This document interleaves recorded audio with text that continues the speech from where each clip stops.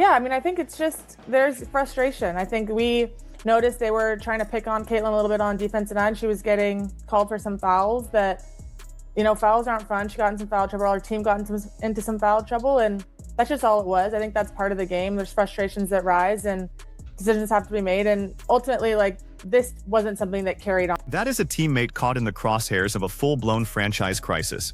Look at the subtle shifting and the defensive posture. Lexie Hull is doing everything she can to minimize what millions of fans saw with their own eyes on the sideline. But the internet isn't buying it. A heated huddle interaction between Caitlin Clark and head coach Stephanie White has exposed a massive structural rift within the Indiana Fever organization. The fallout from this specific sideline blow-up is spreading rapidly across sports media. Fans are growing increasingly hostile toward the coaching staff and the front office. They see a star player isolated and a teammate being deployed to clear the air. But as we dig deeper into this footage, the corporate spin begins to unravel. This is in the moment, something that happened, and not something that is talked about now in our locker room, talked about even later on in the game. That's just something that happened. And unfortunately, Caitlin's got a camera on her 24/7. And so you see every little thing, but this happens almost every day in women's basketball. So not something that we're worried about. Notice how the narrative immediately shifts to the omnipresence of the media cameras. Lexie Hull frames this as an everyday basketball occurrence that just happened to get caught on a 24/7 microscope. It is a classic public relations deflection technique. Shift the focus from the actual conflict to the fact that the conflict was recorded. But that explanation completely ignores the specific physical and verbal nature of the team's coaching style this season. Fans are tracking every interaction, pointing out instances where the staff has appeared overly aggressive or structurally detached from their #1 draft pick. The tension is palpable, and the locker room cleanup effort is already facing intense scrutiny from independent analysts and fans alike. How convenient. Now they send Lexie out there to clean up everybody's mess. Where the hell is the front office? Where's the coaching staff? Why do we never hear them? Why do we never hear them explain these ridiculous decisions by real journalists instead of always making players answer? The fans are calling absolute garbage on the corporate strategy. The central issue here isn't just a single heated huddle. It is the systemic pattern of the Indiana Fever front office hiding behind their players when structural flaws are exposed. Pushing a young athlete out to the microphone to handle public damage control for highly paid executives and coaches is a massive organizational failure. Remember this operational pattern because it mirrors exactly how the franchise handled the high-pressure media storm following the physical altercation with the Portland Fire during their season opener. Instead of a general manager or a head coach taking the heat, the organization insulated themselves by sending their players to the podium to absorb the blows. It points to a deeper culture of accountability avoidance at the very top of the franchise. Honestly, it's just continuing to show up and do what you do regardless. There's going to be a microscope. There was a microscope the moment she declared for the draft. There's a microscope on her in college too. But I think for us, it's continuing to just show up and do our job every single day. And we're not hiding anything. So there's nothing that we need to be worried about having a camera on. The microscope isn't new, but the organizational response to it is reaching a breaking point. While Lexie Hull claims the team has nothing to hide under the bright lights, the visual evidence on the court tells a completely different story. The pressure of maintaining a united corporate front is starting to manifest in poor execution, visible frustration during timeouts, and disjointed defensive rotations. What happens next is what really matters for the future of this roster.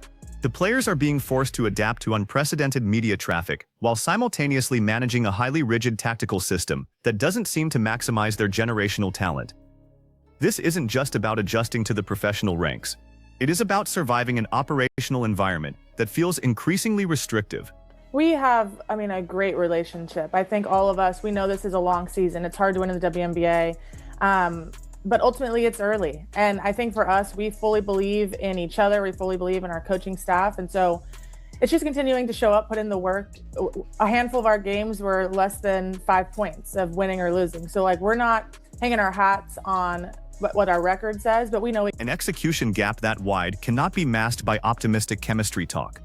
Defending a mediocre 4-4 record by highlighting single-digit losses is a dangerous trap for a franchise with championship aspirations. The reality on the hardwood is that the strategic game plan put forward by Stephanie White is failing to unlock the transition offense that made their rookie point guard a national phenomenon. And this is where the business metrics clash violently with the on-court product. The WNBA is experiencing a massive surge in television ratings and gate revenue, entirely driven by the arrival of this rookie class. Yet, the product on the floor for Indiana is stagnant, defined by a half-court offense that neutralizes their main competitive advantage. The frustration we see on the sideline is the direct result of a coaching philosophy that refuses to evolve. Within 5 points. Y'all 4-4. Y'all 4-4. Come on, stop it. Stop it. Stop it, man. Caitlin Clark needs to get out of this organization if they do not get rid of Stephanie White. I think that's bottom line. I'm not buying nothing. I love Lexie. I'm not buying nothing. The breaking point has officially arrived for the Indiana fan base. The standard corporate talking points have completely lost their effectiveness, and a clear line has been drawn in the sand.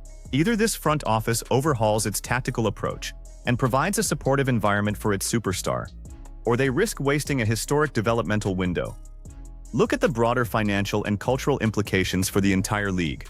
The television networks, the corporate sponsors, and the millions of new viewers didn't tune in to watch a coaching staff micromanage and restrict the most dynamic offensive weapon in women's basketball. They tuned in to see historical excellence. If the Indiana Fever organization cannot provide the infrastructure required to support that excellence, changes at the very top are inevitable. Think about the sheer weight of expectation being placed on this roster every single night. While veteran players try to frame these sideline blow-ups as normal competitive fire, the frequency and intensity of these public clashes suggest otherwise. The structural friction between the bench and the floor is actively harming player development and chemistry. The front office cannot continue to remain silent while their athletes operate as public relations shields. Real organizational leadership requires stepping up to the microphone, taking responsibility for tactical shortcomings, and shielding the roster from unnecessary distraction. Instead, the silence from the executive suites is deafening, leaving the players to navigate an absolute media minefield entirely on their own. This tactical gridlock is also having a measurable impact on the locker room dynamic. When players are forced to publicly defend a system that clearly isn't working on the floor, it creates internal conflict. The gap between the corporate narrative of great relationships and the visual reality of mid-game arguments is simply too wide to ignore. The franchise is running out of time to salvage the narrative of this season. Standing at a mediocre 4-4 record while possessing generational talent is an indictment of the current leadership structure. Every single game under this rigid system further cements the idea that a fundamental change is required to unlock this team's true ceiling. The ultimate responsibility falls squarely on the shoulders of the front office. They constructed this roster, they hired this coaching staff, and they are choosing to remain in the shadows during a massive public controversy. The fans have recognized the strategy. Independent media has exposed the flaws, and the current operational model is no longer sustainable. So the question becomes completely unavoidable for anyone tracking this franchise. If you were managing the situation, would you move on from head coach Stephanie White immediately to protect the development of your franchise player? Or do you believe the locker room can actually fix this structural disconnect from within? The evidence on the floor says a change is mandatory. Pick a side, break down the tactical tape, and let me know exactly what you think down in the comments below. Make sure to hit that subscribe button and turn on notifications as we continue to track this developing situation.